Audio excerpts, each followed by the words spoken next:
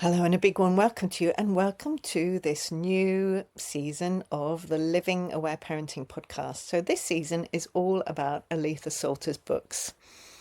And when I first had the idea to set up this podcast, I literally wrote down all the series. So there are many, many, many, tens and tens and tens of them. And quite recently, The Aware Baby, Aletha Solter's first book, came out in digital version. So you can now buy it on Amazon, Kindle version. And I've just read it digitally for the first time, and I loved reading it so much. I thought, well, here's the timing to come and start this series now. So in this first episode in the series, I'm going to just briefly go through all of Aletha's books as of now, which is May 2026. And then in the next episodes, I'm going to talk briefly about each one of her books so that you can really get a sense of which one might be the next apt book for you, or if you haven't read any of them for a while, to a reminder so that you can go back and go, oh, I'd really like to go back and reread X, Y, and Z.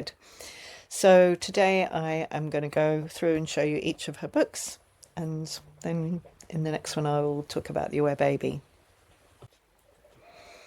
So this is Aletha Solter's first book. So I didn't share at the beginning. If you're new to this podcast, Aletha Solter, PhD, is the founder of Aware Parenting and the founder of the Aware Parenting Institute. And I'm a level 2 Aware Parenting instructor and the regional coordinator for Australia, New Zealand and Indonesia. So this book, you can see I've had my copy for a very, very long time. This was Aletha's first book. It first came out in 1984. And look, even my pages are falling out of mine now. When it came out in 1984, it was called The Aware Baby, but as a subtitle, it was also called A New Approach to Parenting, which is now, since the revised edition in 2001, it's just called The Aware Baby. Now, I remember when I first bought this, and in the first few years, I used to be able to buy these from Aletha herself and from her website, and I used to buy boxes of them and go and share them and give them to people and invite people to see if they resonated with Aware Parenting.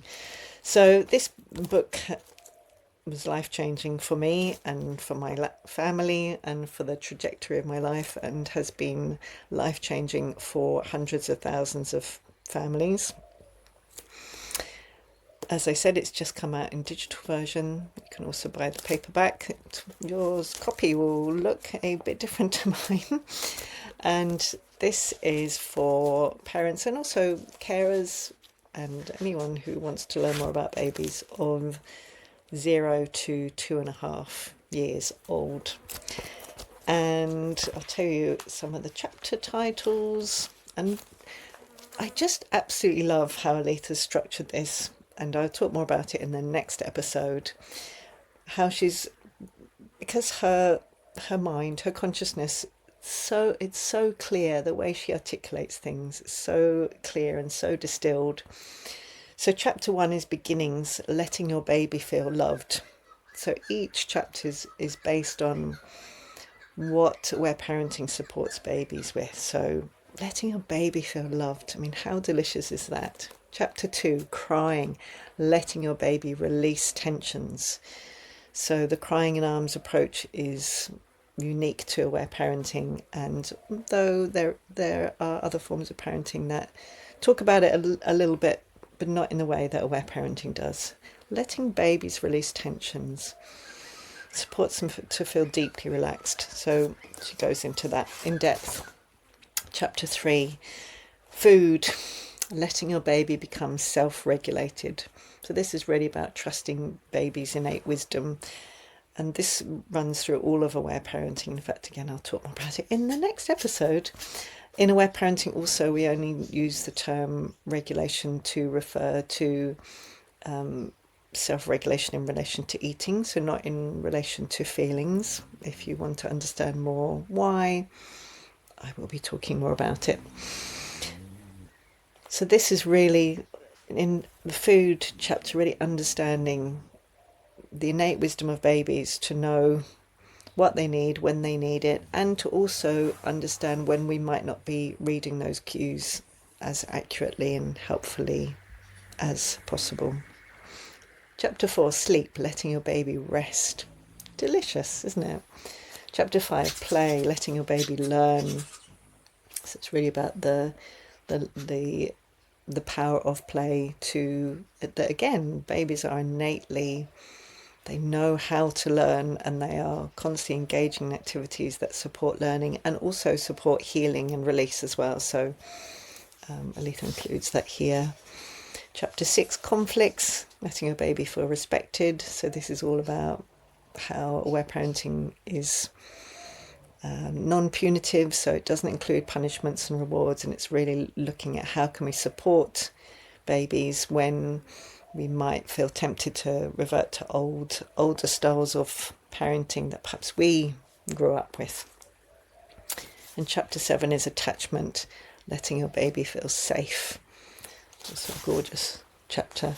And yeah, again, to go through each chapter, I just love how she structured it. So beautiful. Anyway, I'm going to be talking a lot more about this in the next episode, because as I said, I've just reread it. So I've just read the digital version, and I didn't say this, I think, so this book I would say I've probably read more than any other book apart from children's books for my children when they were little. I think I've read it about 25 or 26 times, as you can tell. And it's the first time I've read it digitally. And what I noticed when I read it digitally is I received it in a different way. So interesting, isn't it? So I'm going to be talking lots more about that. I'm very excited. Next is Cooperative and Connected. So another gorgeous, delicious book. So this is an update of Aletha's second book, which originally was called Helping Young Children Flourish. So I've got my original copy that I had when I first started practicing aware parenting, and this has actually got Aletha's daughter on the cover. So this was see how old, so this was the second printing, 1994. Look at that, isn't it lovely?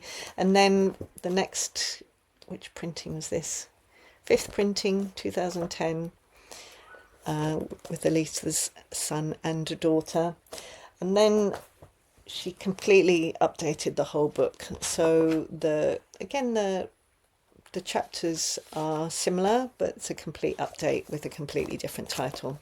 So Cooperative and Connected, the subtitle is Helping Children Flourish Without Punishments and Rewards. And this was published in 2018. And this really goes through all kinds of different things. This is for 2 to 8 years of age for parents and carers of children of those ages. And it's basically like a sequel to The Aware Baby. And it's about all different elements of aware parenting. So again, I'll go through the chapters for you. Dun, dun, dun, dun, dun. So chapter 1 is Tears and Tantrums. Chapter 2 is Fears and Frights. Chapter 3, Living and Learning. Chapter 4, Playing and Pretending. Chapter 5, Conflicts and Challenges. Chapter 6, Friends and Foes. Chapter 7, Eating and Ailments. So again, that goes more into eating and the self-demand feeding approach, and candy or sweets or lollies, whichever country you're in. What about if children use food to suppress emotions? So again, lots of details in there. Such a delicious, gorgeous, gorgeous book. I've probably read that one this one not so much, Helping Young Children Flourish, again many times. This one probably only twice. This one maybe 8 times, something like that. Anyway, I don't expect you need to hear how many times I've read every single one of her books. So the next one is Tears and Tantrums. So this is actually from 0 to 8 years, and this one really focuses on the third aspect of aware parenting, which is about protecting well, really understanding the effects of stress on children, on babies and children, including on their behaviour, and how to support their innate natural healing response to release stress and trauma through crying and raging in the context of a loving and supportive relationship. So, Tears and Tantrums. Oh, and look, I've got an earlier version as well. And this copy is particularly special for me because this is my daughter and her dad. She's now 24, so this was quite some years ago. So the subtitle here is What to Do When Babies and Children Cry. And so the first two books I ever read when I was pregnant, actually, were these two books. These were the ones that really set me off on this whole path. I've now been an instructor for 21 years. My daughter's 24. My son's 19. He's going to be 20 soon. I'm going to be the parent of, neither of them are going to be teenagers soon. So I'm going to go through again the chapters. So part one, so this has got the parts. I'll just share the parts this time. Part one, some facts about tears and tantrums. Part two, crying in infants, birth to 1 year. So this book is that if you really want to just focus on crying and tantrums and really dive in deep into just this topic rather than the whole of aware parenting. So there are three aspects of aware parenting, and this really focuses on this third aspect. Got the doggies squiggling around over there, you can probably hear them. And by the way, if you're listening, I wish I'd described the covers a bit more for you. I forgot that you might be just listening and not watching. So this is got Lana and her dad on the cover. So part two is crying in infants, birth to 1 year. Part three is crying and raging in children, 1 to 8 years. And part four is practical applications. So it's things like interpreting children's behaviour, creating emotional safety, dealing with your own feelings, and so on. So again, gorgeous, yummy book, and also can be really helpful if people want to learn more and you want to give them a book that's particularly about the crying and raging aspect. And this might be helpful for if you're a parent and you'd like to share something with the grandparents, your parents-in-law. This one can be really helpful. So that's Tears and Tantrums. So the next book is called Raising Drug-Free Kids, and this came out in 2006, and this was the year my son Sonny was born. Reminds me of a joke one of my mentors had, which was, if your son's name's Sonny, is your daughter named Daughtery? So back in 2006 as well, this was really when screens didn't have quite the influence they have now. So I think this was one of the primary concern of so many parents, and I think now screens has come up there in a primary concern as well for parents. What I love about this book is you might just think, oh, raising drug-free kids, is this relevant for me? Well, I think this is relevant for any parent. And what I love about it is it's 100 tips, and it's actually for 0 all the way through to 25. So it's got a really broad, it's very broad. It's can be so helpful. And even if you have a baby, I'm imagining you're going to find reading all the way through is going to be helpful. Or if you have a 12-year-old, reading back all the way through.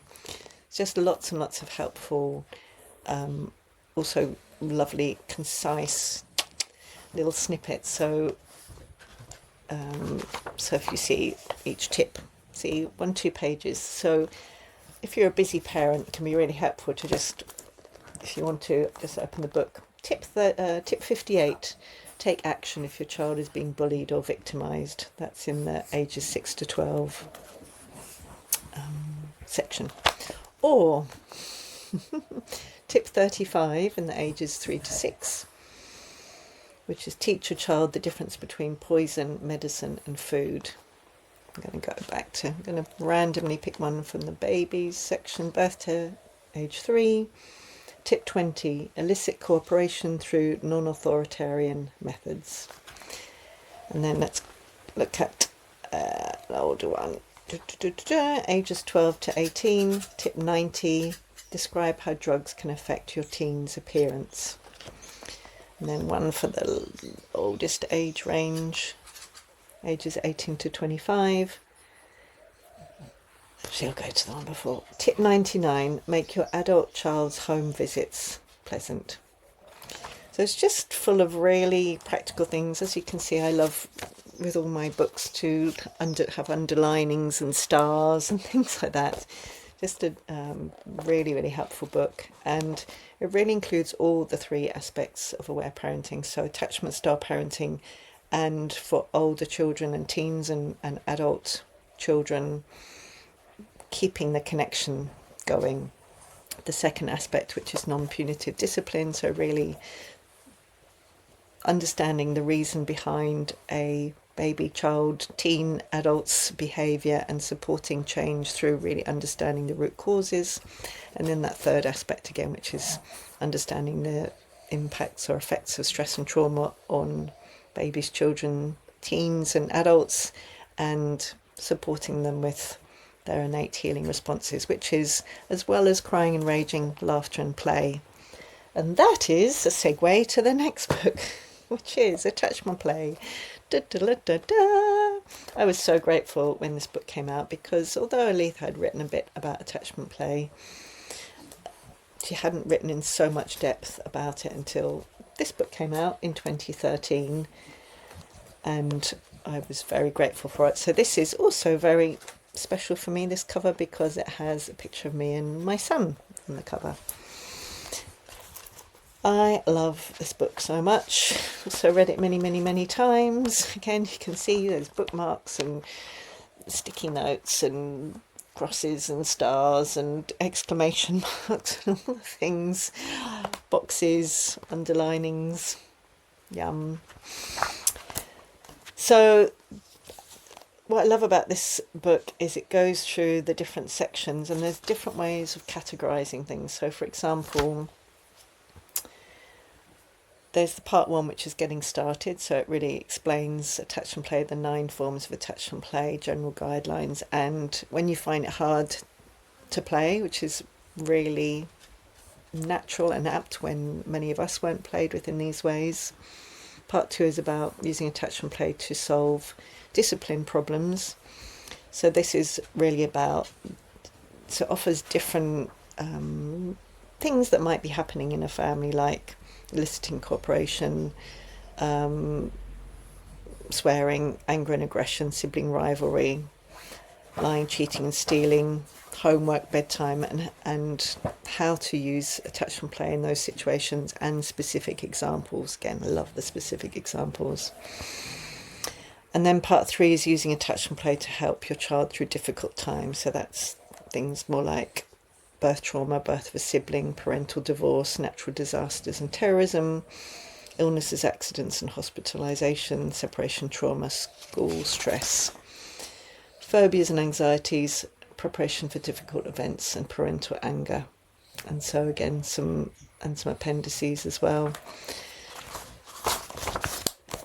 I love this book. And in terms of age, this is for birth to 12 years. So again, nice, lovely, large age range. And we can still apply these forms of attachment play and these principles to teenagers as well. So, and then there are the 2 more recent books that have come out. Aletha, I remember sometimes saying that she thought she wouldn't write another one, and then I'm so delighted. Then another one came out, so there's 2 more to share about. So this one is Healing Your Traumatized Child. Oh my gosh, I'm so grateful for this book. So grateful. So this is also for birth to 12 years, and it's based on the neurobiology of trauma. So again, it's really focusing particularly on the third aspect of aware parenting, really understanding how stress and trauma affects babies and children, and specifically what happens to babies and children and teens, well, 12 up to 12, sorry, tweens, what happens neurobiologically and what we might observe, and how we can support them to again utilize their innate natural healing responses of laughter and play and crying and raging with our loving support. So the subtitle is A Parent's Guide to Children's Natural Recovery Processes. Again, every time, I haven't actually said that, I don't know why, because it's usually the first thing I say, is every single time I reread any of Aletha's books, my understanding deepens about something, I understand something more than I hadn't before, I have aha moments, I learn things that I cannot remember reading. She has a way of writing which to me is like a distillation. It's like so much information in a really short, I mean, these are all similar kind of sized books. They're really concise, really distilled, and yeah, I mean, as I say, with the Aware Baby 25, 26 times, and this most recent time again, I'm reading it as if sometimes it's like a new book, even though I know this information inside out, back to front. And I also experience this wonderment of, oh, wow, and oh my goodness, and oh, I love reading that, and wow, and oh, yes, and I have new insights, and I reflect back in different ways. Just so grateful. I'm so grateful to Aletha. So this came out in 2022, and oh my gosh, so for the next season I'm going to share about my own aware parenting books, and the number of times I reread through over and over and over again the neurobiology of trauma, because my focus and my background as a psychologist, well, mostly psychotherapist and developmental psychologist, it really wasn't in neurobiology. And although I understand neurobiology, it tends to go in one ear and out the other side. So you'll notice when I speak, I tend to talk more about feelings and needs rather than my first language being neurobiology, even though again I learnt it in my psychology degree back in the 80s, and through various different eras in my life, but it's not my kind of home of where I prefer to share from. Many other aware parenting instructors, that's their forte, and it's absolutely Aletha's forte. So I reread the chapter on the neurobiology of trauma over and over and over and over and over again to really, okay, to make sure that when I was expressing like a summarized version of that information, that it was accurate. So number one, chapter one, the recognition of childhood trauma. And also actually the introduction, Aletha starts out, it's a very powerful introduction, this one. She shares about her own experience of trauma as a child. I find it very moving. Chapter one, the recognition of childhood trauma, so that whole process. Chapter two, the neurobiology of trauma, as I said. Chapter three, post-traumatic emotions and basic principles of healing. Then chapter 4, natural healing mechanisms, part 1, play and laughter. So really about how play, and there are different forms of attachment play if we go back. Some are more about helping children experience being safe and connected. Other types of play is more related to helping children revisit trauma and transform memories. So she really differentiates between the two and which is helpful for which in this book. Chapter 5, natural healing mechanisms, part 2, crying and raging. Chapter 6, additional tips for helping children recover. So in here she differentiates between calming techniques and healing techniques, rebuilding confidence and joy, so beautiful. And then there are some case studies. So chapter 7 is case histories, part 1, birth to 5 years.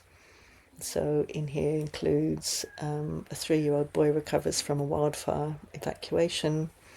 So there's a dentist visit, surgery, divorce, and then chapter 8 is case histories, part 2, 6 to 12 years. This includes accident, frightening incident at school, various, I don't mean to go like that, various other painful events that children have been through, and parents have shared the processes that they went through together. So this is such a powerful book. And again, if you might think, oh, my child hasn't experienced trauma, but actually from an aware parenting perspective, and Aletha talks about this a lot in these early chapters, how babies and children are very deeply affected by experience, and they're so more easily stressed and traumatized than we might often think. So I think, again, this is a relevant book for any and every parent who resonates with this work. And then, ta-da! The most recent book of Aletha's, which came out last year, and I remember the date of this because it came out on my birthday, so 1st of June 2025, so it's nearly a year since it's been published. So this is called Raising Joyful Lifelong Learners. Isn't that a gorgeous title? Raising Joyful Lifelong Learners. So this is how to support children's natural learning processes. And so again, this is birth to 12 years. So just to go back through again, this one, Healing Your Traumatized Child and Attachment Play, are all birth to 12 years. Raising Drug-Free Kids is birth to 25.